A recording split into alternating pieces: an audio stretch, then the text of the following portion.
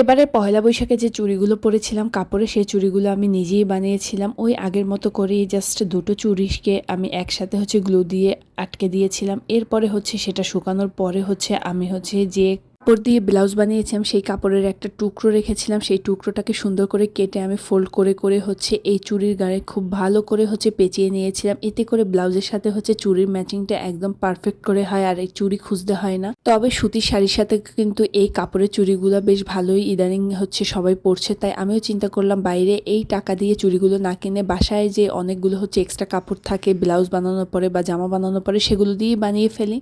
চুড়িগুলো খুব ভালো করে ফোল্ড করার পর এবং দুই সাইডটাকে এবার সুন্দর করে ভাঁজ করে একটু গ্লু দিয়ে আমি এটাকে খুব ভালো করে এটার সাথে বসিয়ে দেব, এবং এটা শুকানোর পরে আমি এটার উপরে ডিজাইন করব। ইদানিং দেখছি অনেকেই এসব চুড়ির উপরে বিভিন্ন টাইপের ডিজাইন বা আর্ট করে থাকে। আমি আর আজকের কোনো প্রকার বাড়তি আর্ট করব না। আমি এটার সাথে কিছুটা পুঁতি এবং ঝুনঝুনি বসিয়ে দেব। একটু ফাঁকা ফাঁকা করে একটা সুই সুতো দিয়ে আমি পুঁতিগুলো বসিয়ে দিচ্ছি। যেহেতু আমার কাপড় গাঢ় বেগুনি কালার, তাই আমি চিন্তা করেছি আমি এখানে সিলভার কালারের পুঁতি ব্যবহার করব। আর আমার শাড়ির সাথে এই ব্লাউজের পিস সহ এই চুড়ি একদম টোটালি ম্যাচিং হয়ে গিয়েছিল।